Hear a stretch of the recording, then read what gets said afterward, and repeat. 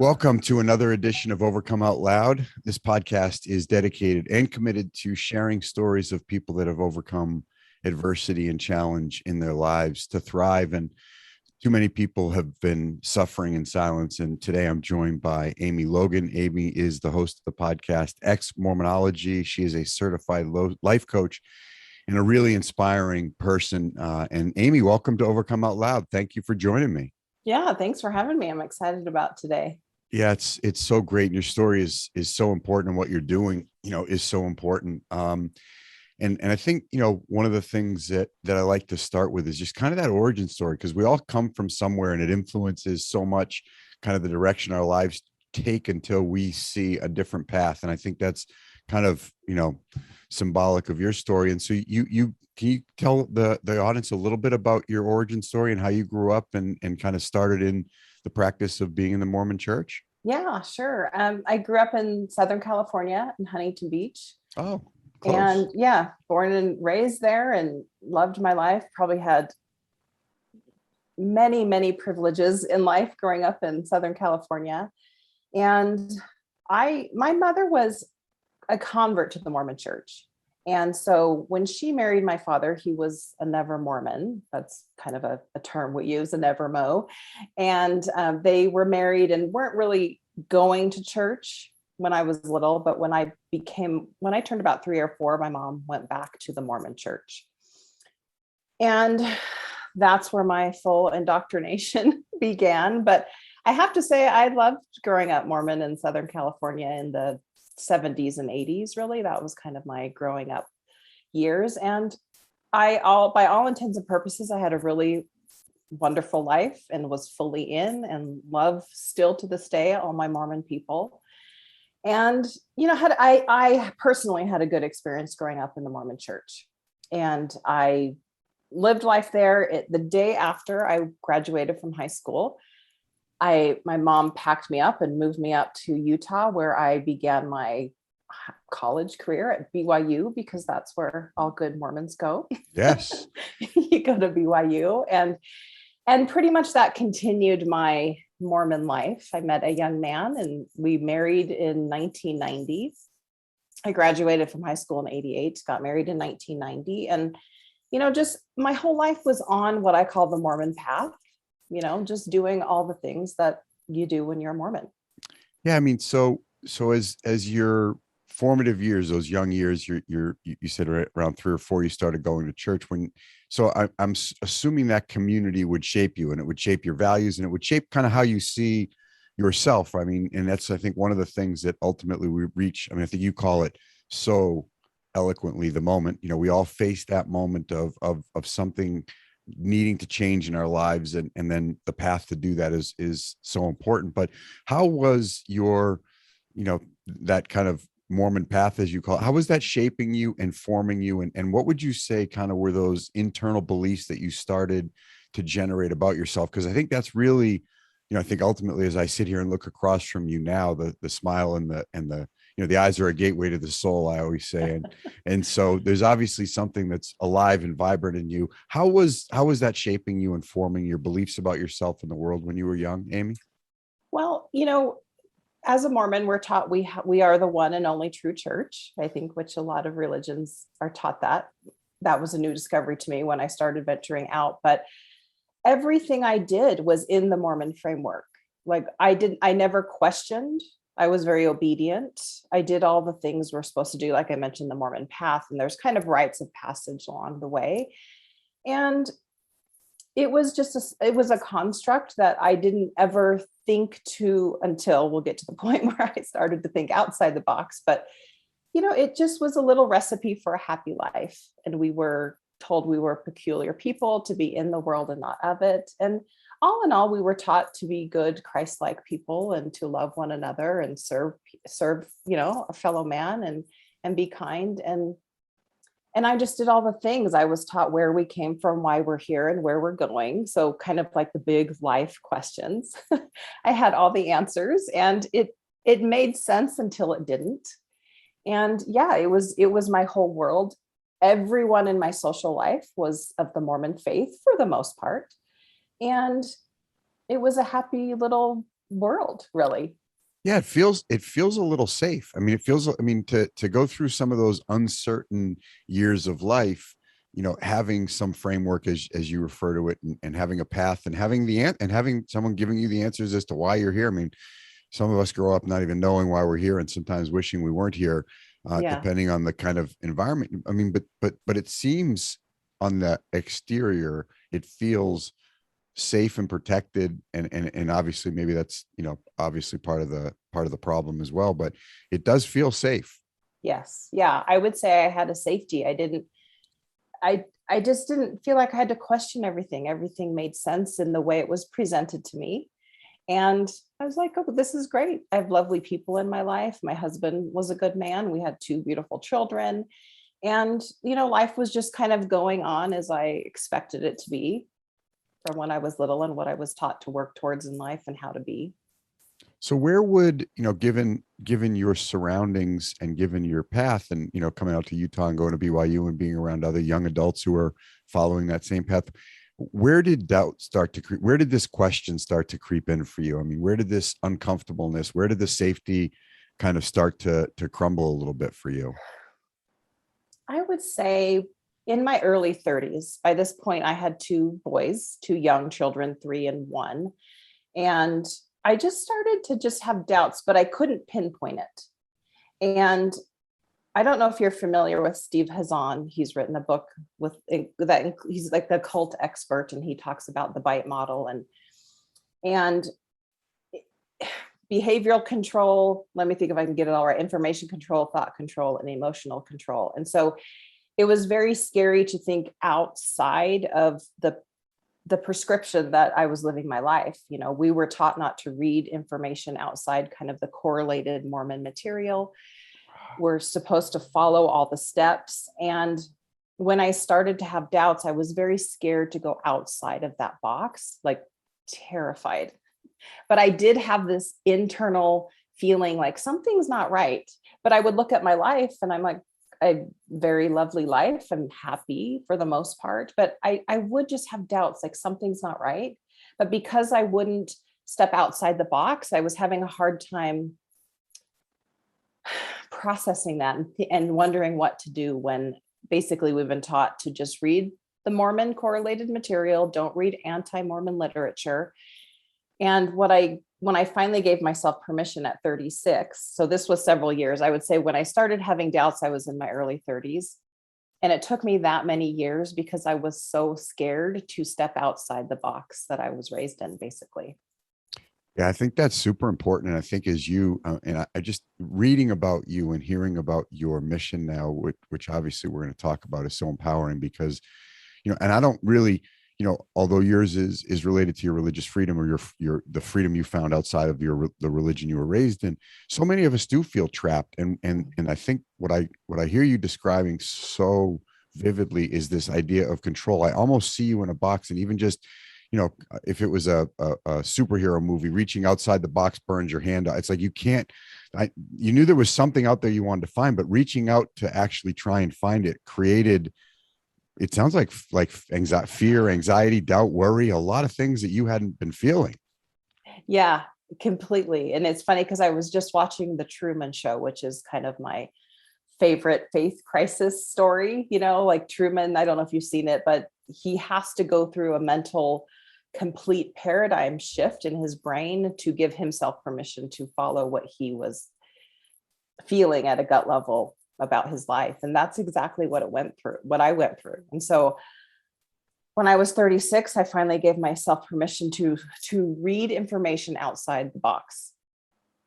And it blew my life. It turned it upside down. I was extremely scared because you're basically going from full believing, like, well, it's working, my life is good, to completely flipping it upside down, a complete paradigm shift that really at its core is you are risking your eternal salvation.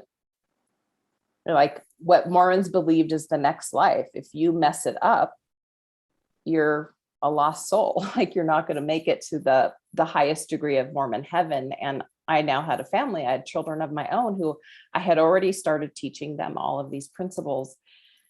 And it was scary as hell. Yeah, I mean, this is, I think you'll hear some people say, and you're a certified life coach, and so you I'm sure use the terminology about everything.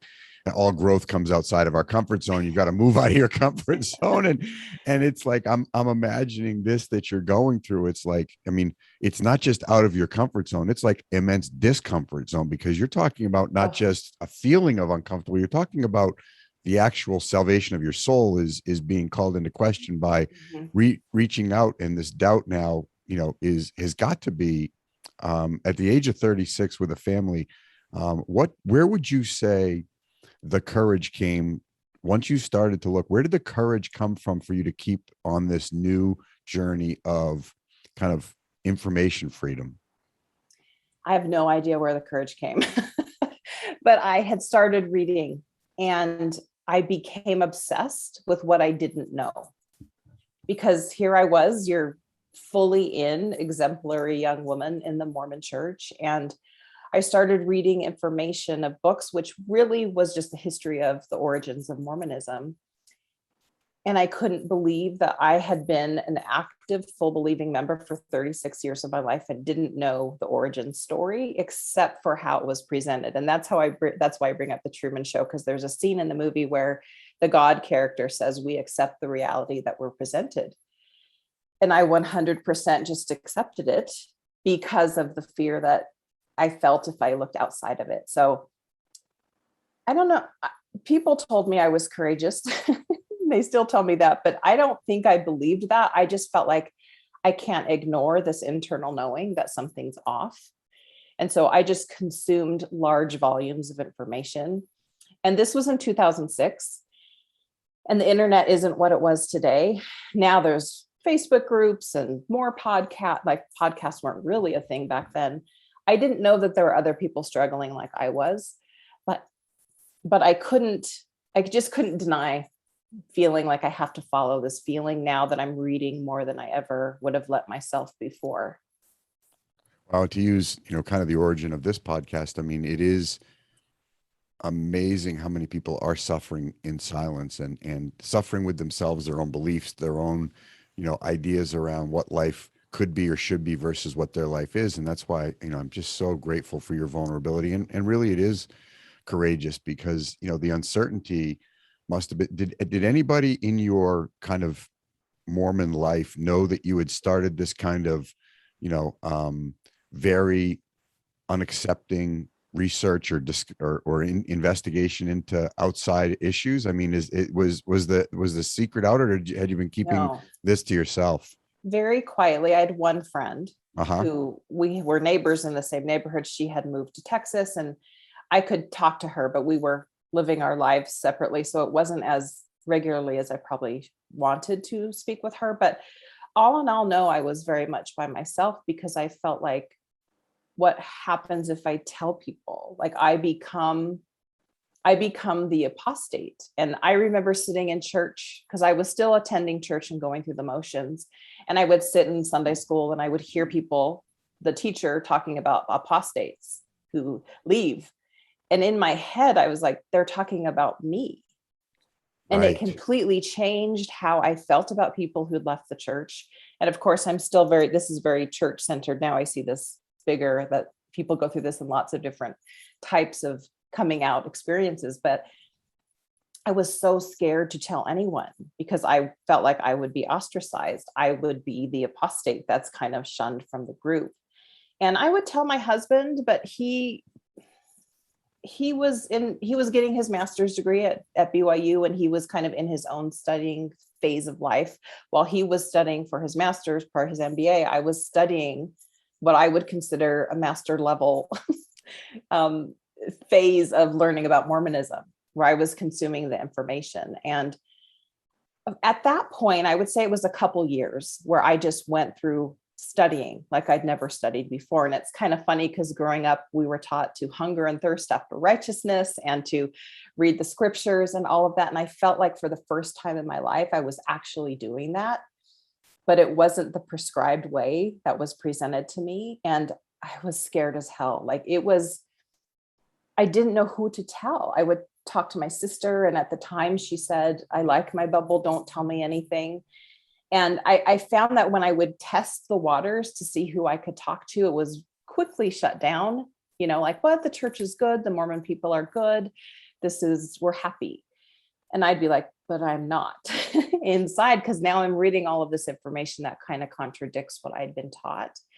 And yeah, it was just super, super scary. And so it took me a couple years to fully digest the fact that I no longer believed. And I tell the story, I've told this on my podcast, but the moment when I accepted the fact that the church wasn't true with a capital T for me. And my kids were in elementary school, and I was coming home from running errands. So I was home alone, just me and my dog. And I pulled my minivan into my garage. I shut the door behind me, and I had this overwhelming feeling. I still get teary thinking about it, of it's not true. I've been living a lie. I don't know if I can swear on your podcast. But you may. I thought, I probably wouldn't have sworn at that point in my life, but now Amy, thinking back, is like, what the fuck just happened to my life? And I got myself out of the car. I was sobbing. I went into my front room and I fell on the floor. And I remember thinking, I would rather the earth swallow me up than whatever is going to come next. Because it was just like it's a paradigm shift. I don't know how to explain it. My brain turned upside down. I had my dog in that moment and just looked at her like, what the fuck do I do now?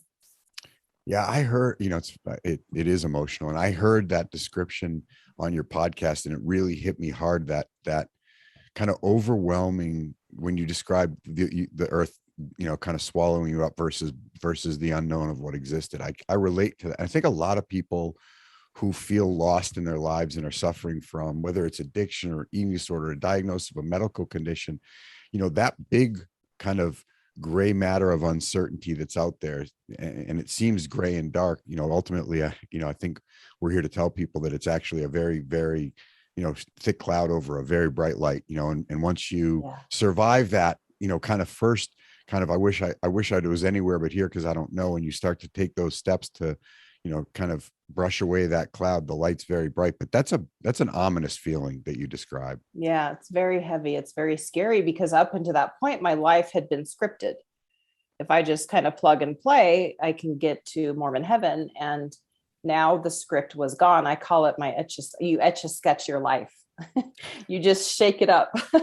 And I had to start from scratch, really. And part of that, I will say, I call it my free falling years. I had a couple years where I did leave my husband. I just kind of went crazy. I wouldn't say crazy, but I was now wanting to suck up all the life that I didn't have before. And part of that, I guess I say crazy because in the Mormon construct, drinking alcohol or, doing things that don't fit into the Mormon paradigm is considered wild and crazy. And really what I was doing was deciding for myself, what does life look like for me now that I've kind of etch-a-sketched my life? What do I do now? What do I put back into my life? And how do I move on from what I came from? How do I make sense of my life now?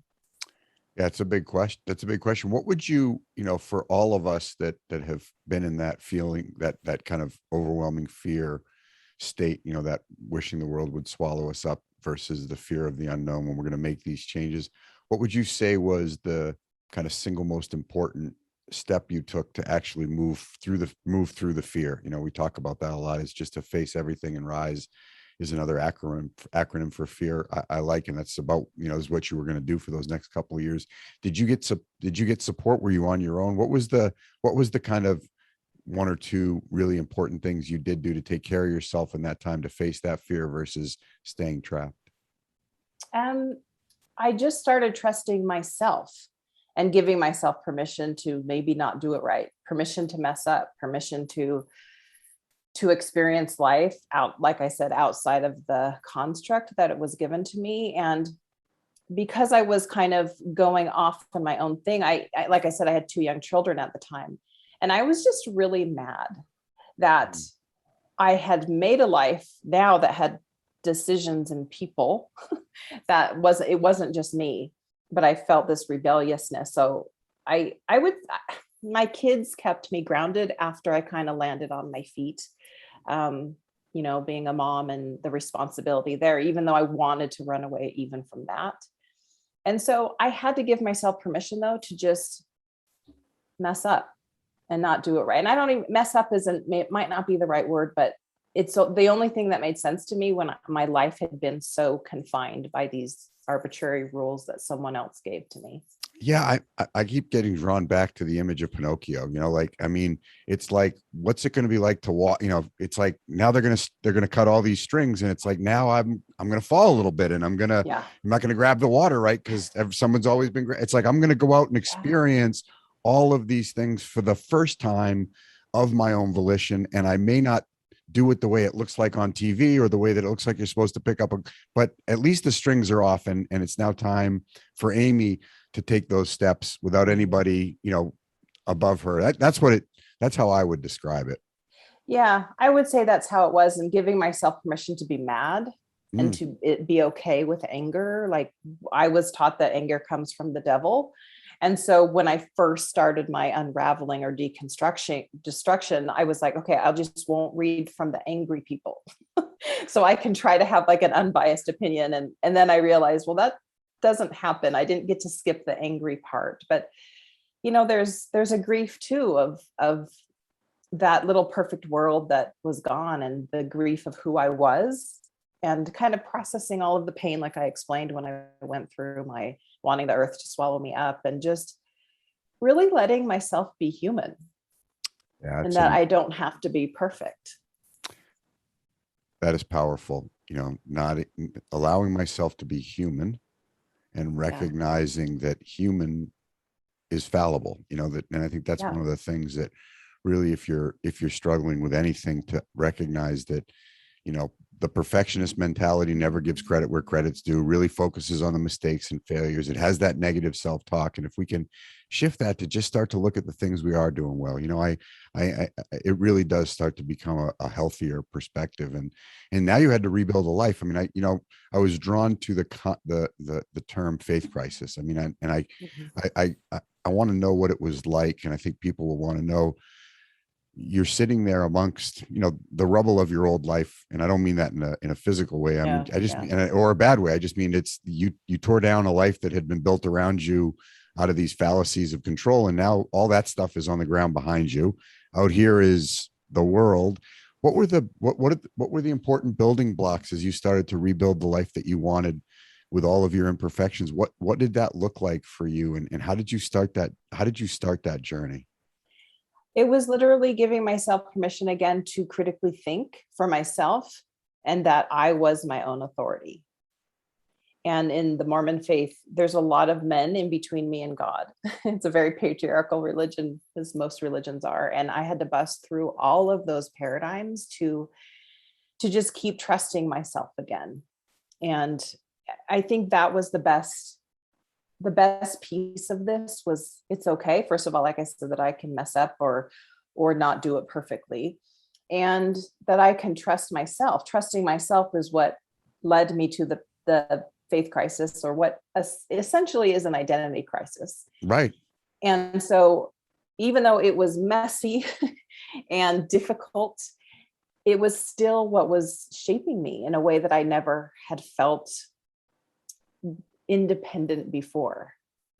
Like I said, I threw it all away and started over. Like, you started to make friends, like not friends that were in this path that were, but it was like the friends I want to have, and the hobbies I want to have, and I'm going to read the books to my kids that I want to read. It's like, I mean, with this kind of fear, walking through this fear, also came this immense big world. I mean, it has to in a way be like, where do I start? Yeah, it's like Technicolor now. I'm like, oh my gosh, they're the only rules that are out there are the ones that I choose to live by.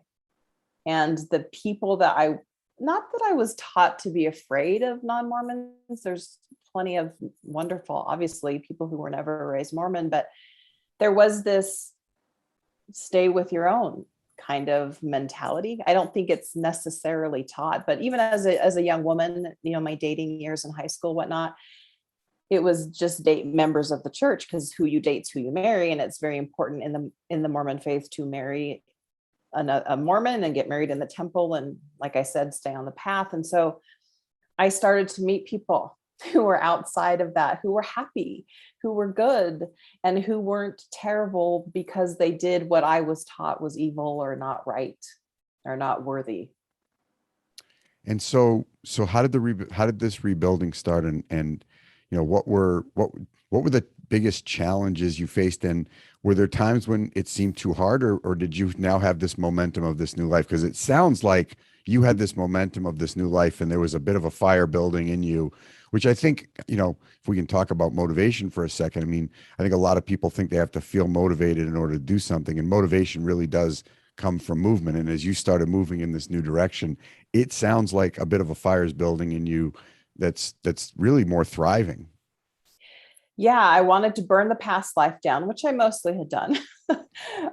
But just the motivation was just keep going, keep learning, keep educating myself, keep reading all sorts of things of different philosophies, different ways to be, just experience life without what I call the bumper guards on.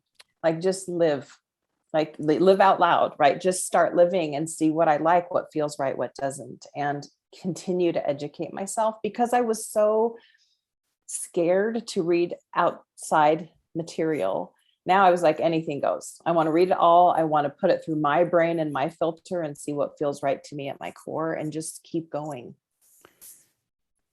With the loss of the Mormon path and the destruction of the old life, there was a lot of absolutes in that life that gave you a sense of safety, that were a bit of a safety net under any kind of portion of your life you were going through. As you said, who you dated, how you related to people, what you read. Now you've got this new freedom. Had you ever developed a healthy relationship with another emotion called fear, where it was like, now your adventurous spirit has taken all this safety away, and now you've got to find this other way to believe that this path is going to be good for me. And so there was a faith crisis. But did you just start to develop? It sounds like most of the faith you now had was in yourself, and that you trusted yourself and believed in yourself, because this safety net was gone.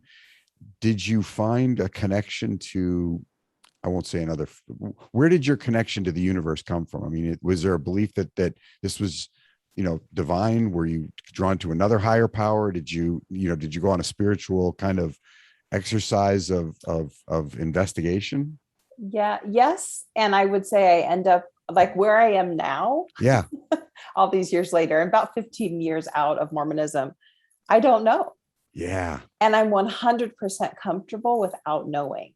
Because before you'll hear Mormons talking about how they know the church is true, they know what comes next, they know all these things. And I realized that I just had to get comfortable with not knowing, and that it doesn't, for me, it doesn't really matter. So I'm very agnostic atheist, and I'm perfectly fine there. I'm open to whatever, but I guess what it led me to is this moment, like this moment you and I are having right now. This is it. Like, I don't know what's going to happen in an hour from now. I don't know what's going to happen in a week from now. That I really live moment by moment and try to just be in the moment. And that's kind of my philosophy. I didn't replace it with another faith, but that's where I started. I think there's kind of a natural progression, and a lot of people find different spiritual paths and practices and beliefs, which is great. I think we land where we land, and I don't know where I'll land in the future, but right now I'm perfectly comfortable with having no clue what comes next. Yeah, that is I mean, and so, well, there's two things there. One is, what a dramatic 180 from having complete safety to being okay. One of my good friends is a mindfulness practitioner named George Mumford, who's got his hands really in a lot of athletic performance, but he's a performance trainer for a lot. He's that idea of being comfortable being uncomfortable, or being comfortable not knowing, and that life happens in the present moment. What are the kind of skills that you've developed? Because a lot of us, we've got these active brains that either put a foot in the past, with guilt and shame, or worry and fear in the future. What are the things that you use in your training and your teaching to help people find that present moment? Yeah, for me, I believe our thoughts create our feelings, which create our actions. So it might be a little different from motivation comes from action, which I get that. But for me, it starts with what's going on in your head. And so we get stuck in fear because we keep thinking of all the fearful things that could possibly happen, the what ifs, kind of catastrophizing things. And if I can work on creating thoughts that make me feel the way I want to, I'm able to move through the fear, so to speak, to put me into motion that create the results I want in my life. So yeah, this is great, because I think people need to understand the idea behind having a thought strategy. I mean, for me, having spent years in the vacuum of, a trauma affected brain that viewed world through a trauma set of lenses, that just listened to himself constantly, paying way too much privilege to the past. The idea of me having a thought strategy and actually influencing myself with my own thoughts was completely foreign to me. I had never heard about, hey, maybe you should have a thought strategy that serves you instead of listening to yourself in ways that don't serve you. And so what I'm hearing from you is you've developed a bit of a thought strategy, which is your own internal advertising campaign, where Amy influences Amy, which is 10 times more powerful than anybody else could influence Amy. But I don't think that's been normalized enough. I don't think we've talked enough. I don't think we talk enough about having a thought strategy, having healthy self-talk, because a lot of people think it's, like affirmations. It's like, am I just sitting here saying, oh, I'm kind, I'm beautiful, I'm loving? It's like, well, in a way you are. And in a way, if you don't talk to yourself, then you're going to listen to other people. And so I find your theory to be spot on, and really we need more of it. And so if you maybe just help people, because obviously it's been foundational for you, how did you develop your thought strategy? How did you develop the way you were choosing to think, and how did you reinforce that? Because those old pathways get worn down. I mean, I'll just tell you from my own experience, it's like a hiking trail. It's like, my mind wants to go back to that old comfortable rut of shame and guilt. And it's I call it like, literally cutting a new path, and I have to do it every day or it's going to grow weeds again. So I love the topic, and I'd love to know more about, what your thought strategy has been, how you've incorporated that to kind of put to rest the old path and really start to cut this new path, which like I said, you can see in your eyes and your smile how good it feels. What has that been like for you, and where did you learn it, and what is it that you do? Yeah, I mean, it's basically like we have these old neural pathways that are comfortable. Like if we experience a lot of anxiety, if we experience depression or fear, whatever it is, we have our thoughts that are so used to that. To think of a different way is exhausting, because we're like, no, it's just like lifting a weight. Like if you're lifting weights and you haven't lifted weights for a long time, you're going to fatigue the muscles. When I work with my clients, they often get very tired because it takes work to build new neural pathways in your brain. And so it is literally practicing, and not necessarily going from, let's just take making money, for example. I make X amount of dollars, I want to make $1 million. Our brain won't allow us to go to $1 million if we're very far away from that.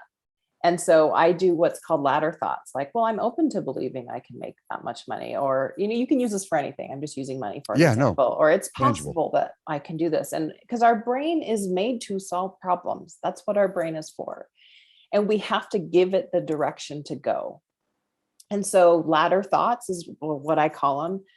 It lets your brain believe that it's possible to create a new neural pathway in your brain, even though you might not be thinking I'm creating a new neural pathway. What you're doing is you're creating a different way of thinking. And most people can understand and relate to that. And so to be able to practice that, it takes practice, just like lifting weights. You have to put in the time to retrain your brain. And if you're used to anxiety, if you're used to fear and feeling stuck, to not be stuck or to not feel as fearful. I don't think we ever get rid of anxiety or fear. It's kind of part of life, which is another part of my philosophy, is that life's 50-50. And I think we think we're going to go from 0 to 60 or to this life that's just happy or easygoing and never experience difficult emotions. But if we allow difficult emotions to be part of the process, they're not as intimidating. We're like, oh, I'm human and I'm experiencing anxiety. Right. So that's how I do that. I love it. What a great practice. And I like the idea of thought ladders, because thought stacking, it's that, I know my negative mantras can stack pretty high, and next thing I know, I'm under a bridge in a cardboard box, and you know Yeah. all alone, just because a client didn't call me back. I have the ability, but what I don't think people understand is that so many studies have been done on the psychological privilege we pay to the past, and our brain being heavily biased towards negativity. It is a bit of a force field that draws us that way, and it protected us, and it's a bit kind of Hmm. from our primitive brain and how it developed, and Hmm. research has been done on it. So it is a bit like a force field. That's why it's interesting to hear you say it takes energy, because you really are moving a big ship, that being your mind, in a different direction through a different practice. Yeah. And it does take energy. So I love the idea of thought laddering and being open to possibilities. And you've created so many new possibilities for yourself.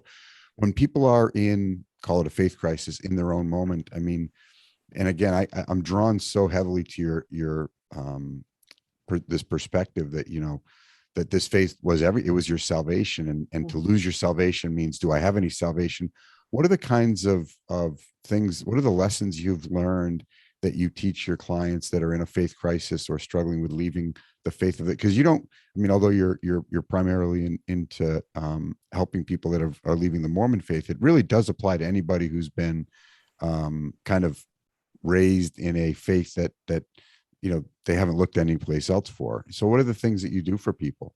Yeah, most of my clients are Mormon transitioning to whatever comes next for them. Yeah. But I have worked with, I would call them high demand religions, the religions that Well it said. is more than just sitting in a pew on Sunday. It is your social structure, it is everything.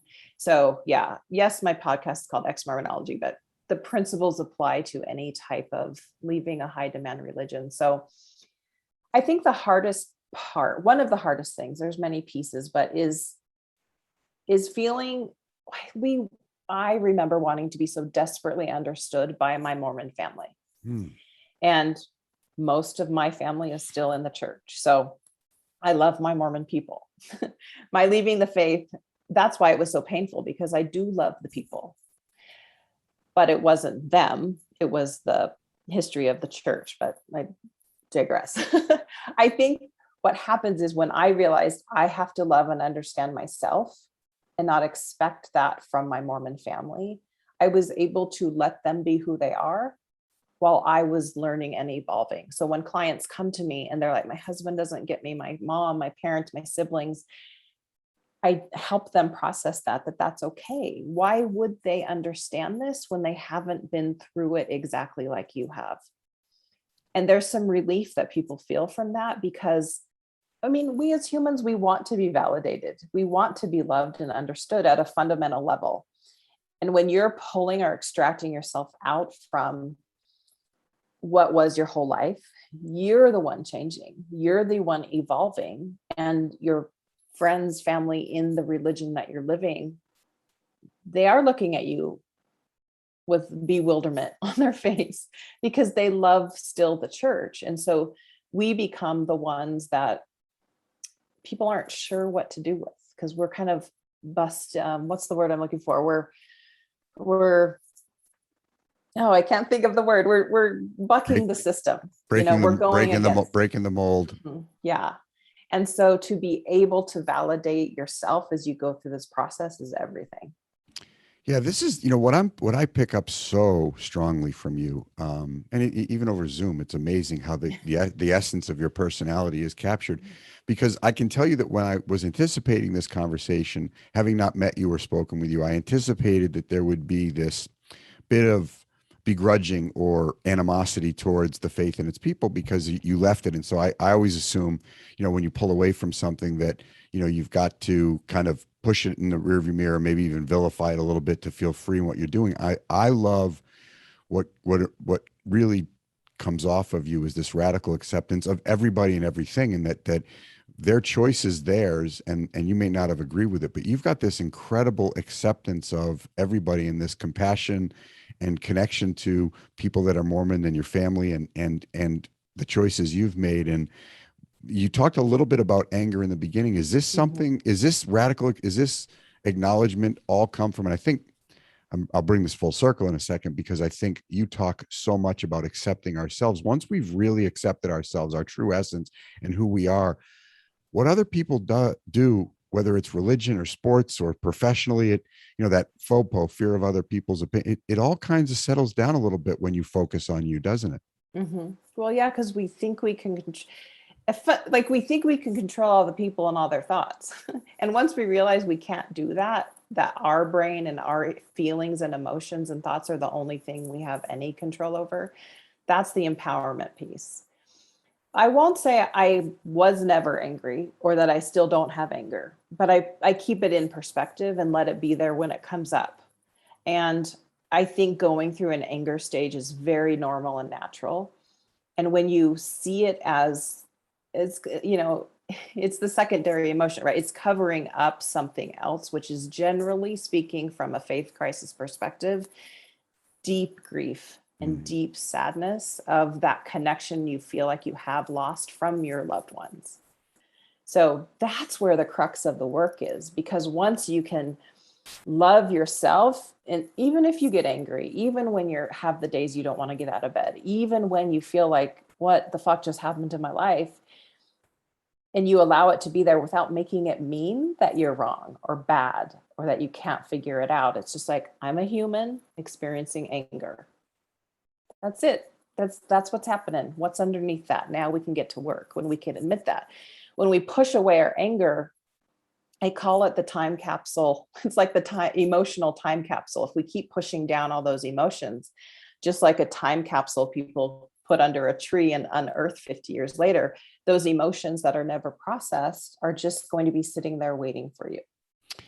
Yeah, So, that wow. And let me add from my own experience, and you can not, if you can agree with me, I think they don't, those things we shove down, they don't just sit in the box dormant. They grow. They have a little energy of themselves. And I think you accepting, or all of us accepting that anger and then working through that anger is what's allowed it to dissipate for you. If we just stuff it and push it and never deal with it, when it comes out, it can be rage. I mean, yeah. Oh, yeah. it can transform itself into something ugly that we're not prepared to deal with. And so you're right. I think people say, there's a lot of things they'll say feelings aren't facts, or don't trust you. It's like, feelings to me, and what I hear you really describing more eloquently, they're a bit like traffic signals. They just exist, like, and some of them are good, and some of them don't feel good, and some of them are really scary, but they're all just telling us, they're all just information. Slow down, stop, keep going, Mm-hmm. and I think what I've learned, and what I'm so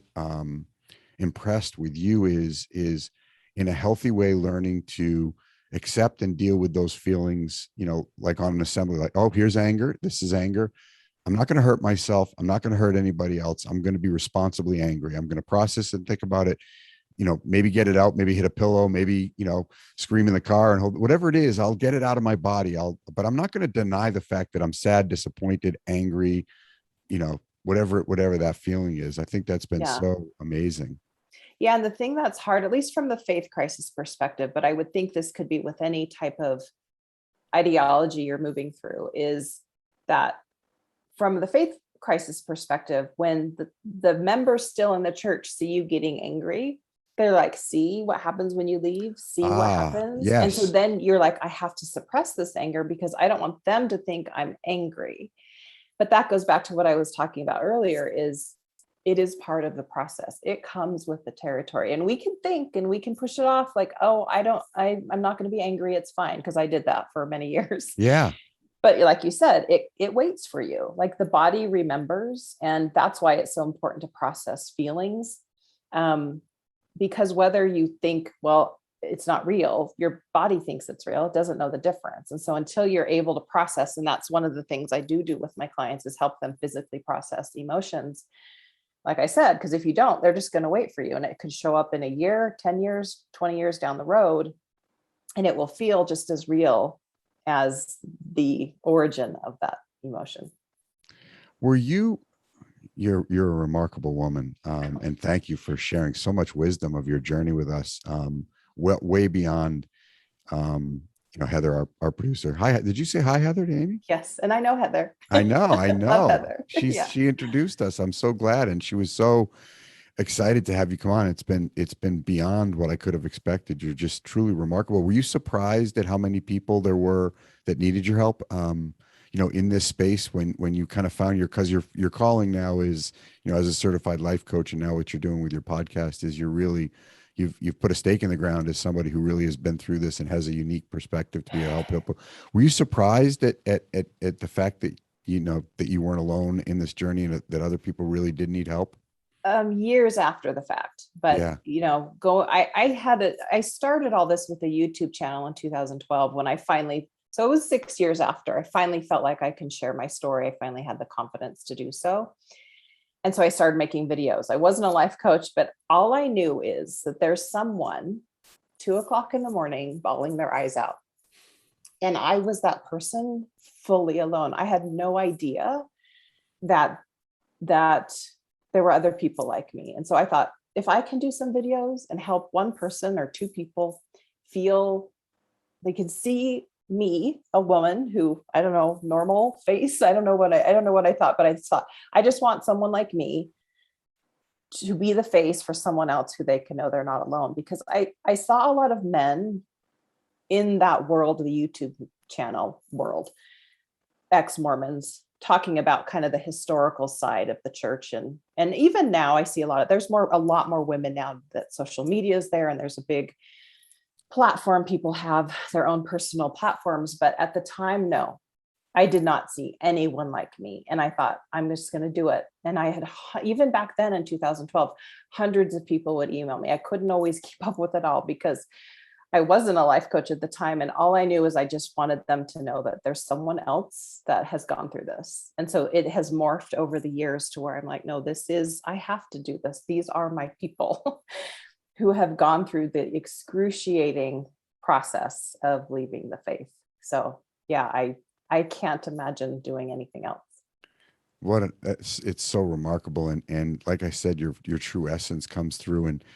And for those that are struggling, that are in a faith crisis, that are facing and feeling alone, what's the Amy Logan recipe? What's the one or two starting points that we've got to get people to understand to help them develop that courage to take those first couple of steps and move from where they are?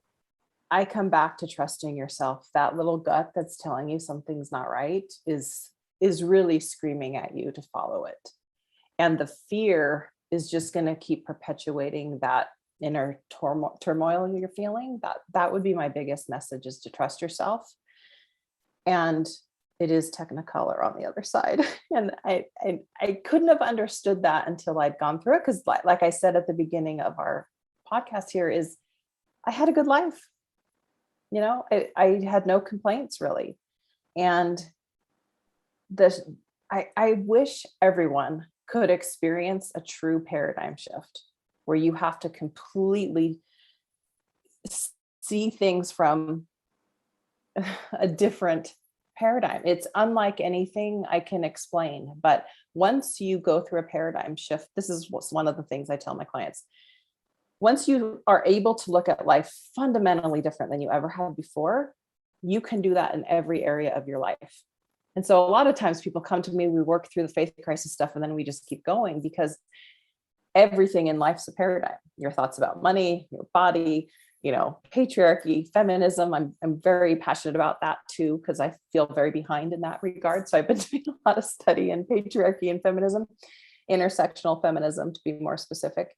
That's the power of our brain. Our brain is so powerful. And when we believe all the negative thoughts and let that be our guide, we stay stuck.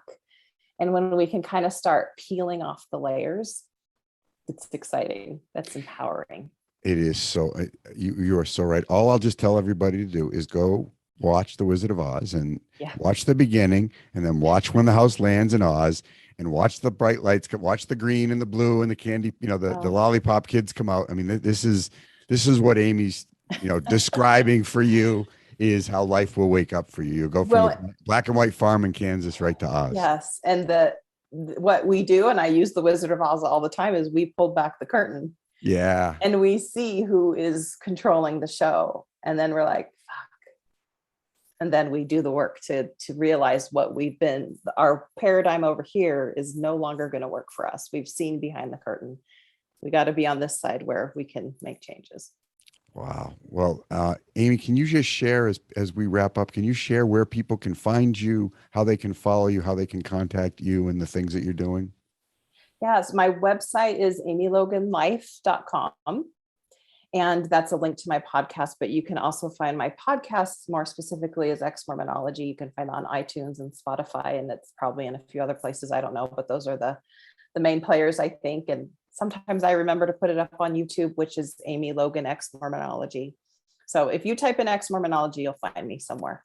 This is great. And Heather will put all of those in the show notes. And I really can't thank you enough. This has been really inspiring for so many reasons. You're a very, very bright light in the Technicolor world you live in. And I just thank you for your courage and your vulnerability. I've learned a lot. Thank you. Thank you. I've loved this time. I don't know. Time stood still. I know. Thank you Can you for believe it? having me. Yeah, you're so welcome. Thanks, Amy.